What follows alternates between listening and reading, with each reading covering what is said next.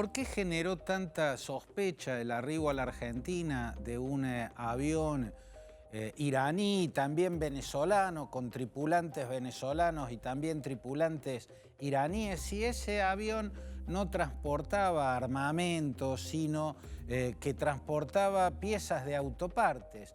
¿Cómo se explica semejante nivel de sospecha, semejante atención internacional incluso en este tema? Bueno, se explica por cuestiones inmediatas, o sea, de este vuelo en sí y de sus protagonistas, y también se explica desde el contexto histórico, ¿no? Desde la historia del vínculo entre el régimen venezolano y la teocracia iraní.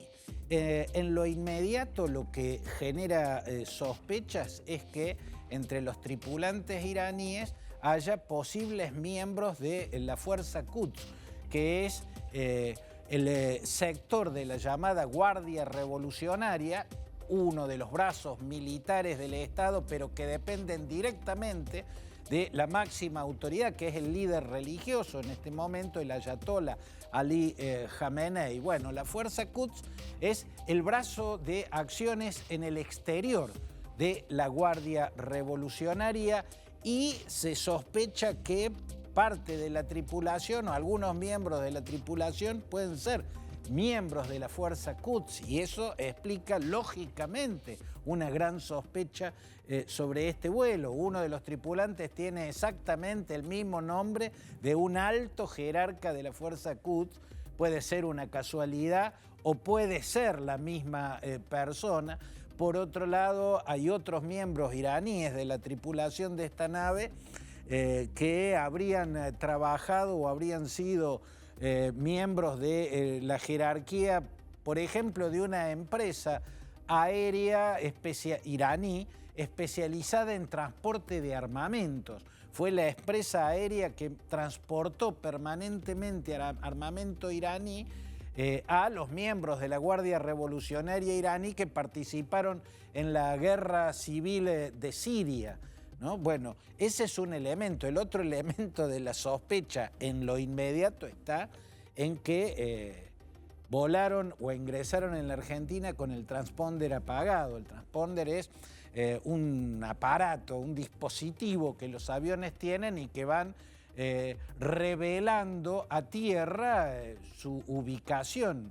Permanentemente va revelando su ubicación y el desarrollo de ese viaje. Cuando se apaga el transponder es porque se quiere hacer un vuelo secreto, se está llegando secretamente a un lugar, o porque se está probando el sistema de radares, el sistema de detección que hay en las fronteras de un país. Estas son las sospechas que vienen de lo inmediato, pero se explican más todavía y se ve la profundidad de su parte opaca en la historia del vínculo entre el régimen venezolano y el régimen iraní. Hugo Chávez y Mahmoud Ahmadinejad fueron los impulsores, los creadores de ese vínculo que llegó a ser un vínculo sumamente intenso y sumamente oscuro. Un vínculo que siempre tuvo una faz a la luz del día, una faz visible y otra faz oculta, otra faz invisible a los ojos de los venezolanos, los iraníes y del resto del mundo. Chávez y Mahmoud Ahmadinejad tuvieron un récord de reuniones personales entre ellos. Mahmoud Ahmadinejad batió récord de visitas a un país sudamericano. Por lo menos 3 veces que yo registre, 2006, 2009, 2011, en el 2006, que si no me equivoco fue el primer viaje de Mahmoud Ahmadinejad a Venezuela, fue el viaje en el cual se creó la Alianza Estratégica Bilateral. Así se llamó al primer gran acuerdo entre Teherán y Caracas. La Alianza Estratégica Bilateral tuvo decenas de acuerdos de cooperación, pero varias decenas. Fue una sucesión de acuerdos, de multiplicación de acuerdos de cooperación, de asociaciones empresariales de todo tipo, pero esto era en la faz visible. Hay que decir que las relaciones entre Caracas y Teherán tuvieron distintas intensidades. Podríamos decir que cuando en la presidencia de Irán hay un miembro del ala fanática del régimen, del ala más oscurantista, de los más fundamentalistas, la relación con Chávez o con el régimen chavista fue más intensa, y cuando en la presidencia de Irán hay un moderado, la relación se entibia, la relación se hace más leve, más suave, más superficial. Fue muy intensa entre los dos creadores de ese sólido vínculo, Hugo Chávez y Mahmoud Ahmadinejad, el más oscurantista y fanático de los presidentes que ha tenido la República Islámica de Irán. Luego ese vínculo se entibió cuando a la presidencia llegó Hassan Rouhani, que era un miembro muy moderado del poder clerical, para decirlo de algún modo, el poder religioso, un miembro moderado de la teocracia. Con Hassan Rouhani bajó la intensidad de ese vínculo y vuelve a subir ahora desde que a la presidencia llega otro miembro del ala radicalizada, del ala más fanática, más oscurantista, más ultra religiosa, el actual presidente Ebrahim Raisi. Ebrahim Raisi ha recibido en estos días en Teherán a Nicolás Maduro y hablaron de eso, de volver a profundizar ese vínculo que se había enfriado durante el gobierno del moderado Hassan Rouhani. La cuestión es que en el lado invisible, en el lado no expuesto de ese profundo vínculo, ya desde los tiempos de Chávez y Ahmadinejad, se tejieron relaciones sumamente oscuras. Los servicios de inteligencia han hablado de un pedido de colaboración que Ahmadinejad le hizo a Chávez, que mediara con el gobierno kirchnerista de ese momento para lograr algún acuerdo en el tema masacre de la AMIA, que el memorándum de la AMIA por intermediación de Chávez, bueno, tuvo que ver con esos vínculos, pero sobre todo hay una fuente de financiación oculta, fuentes de financiación de las actividades ilegales de uno y otro régimen, ¿no? La República Islámica de Irán financia actividades violentas, actividades terroristas, por ejemplo, organizaciones como Hezbollah, esta agrupación chiita libanesa o de un sector del chiismo libanés que ha realizado atentados en muchas partes del mundo, o sea, fuera de las fronteras de Irán.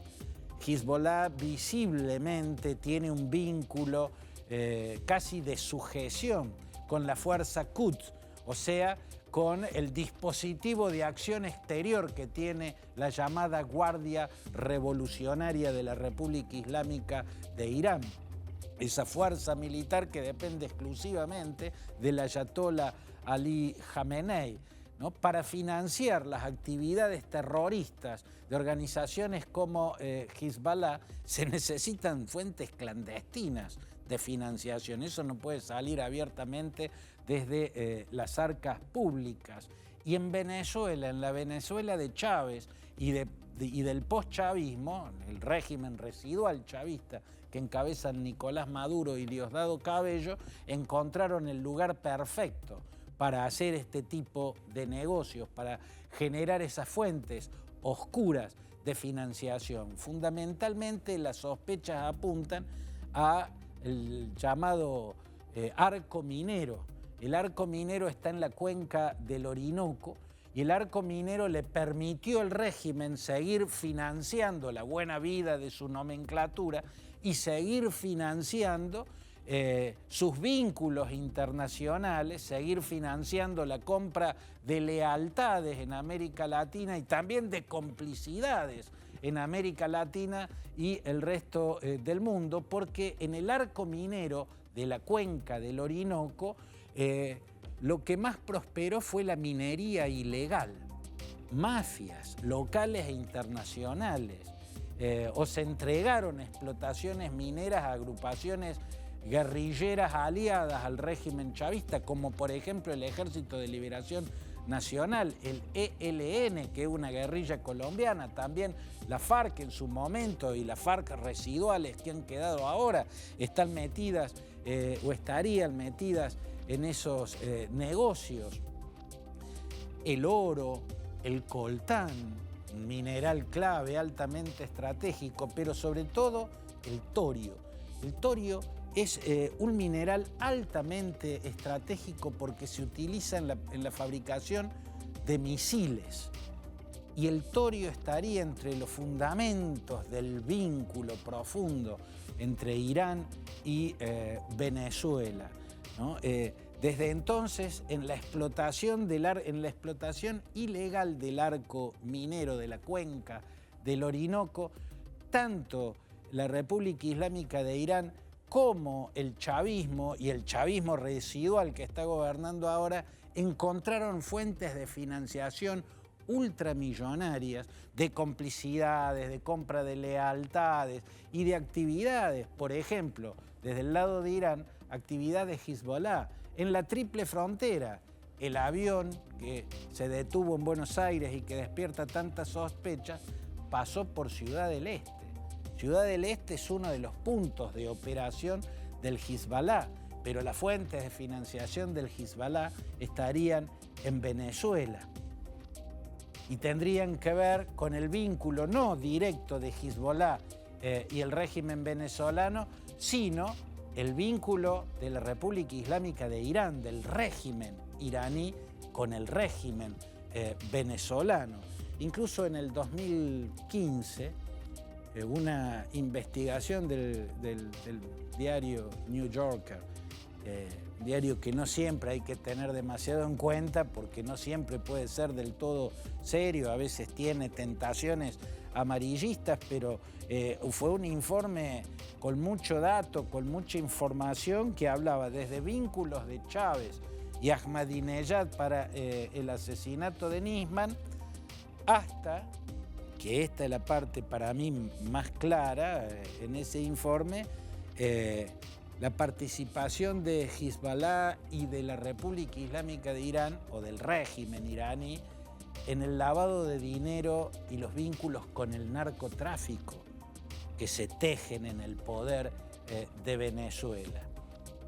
En ese marco, en ese vínculo que crearon Chávez y Mahmoud Ahmadinejad, que tuvo su momento más intenso con Ahmadinejad, que era un líder súper radicalizado, que se entibió con el moderado presidente Hassan Rouhani, pero que ahora vuelve a intensificarse porque ha llegado Ebrahim Raisi, que es un ala dura de la teocracia persa, ¿no? Y vuelve a intensificarse, y en estos mismos días allí estuvo Nicolás Maduro. Todo esto explica que se mire con tanta sospecha un avión con tripulantes venezolanos e iraníes que atravesó la frontera con el transponder apagado y que llegó a Buenos Aires. En ese vínculo, en ese contexto histórico, se explican las sospechas, porque en ese vínculo hay más tinieblas que claridades.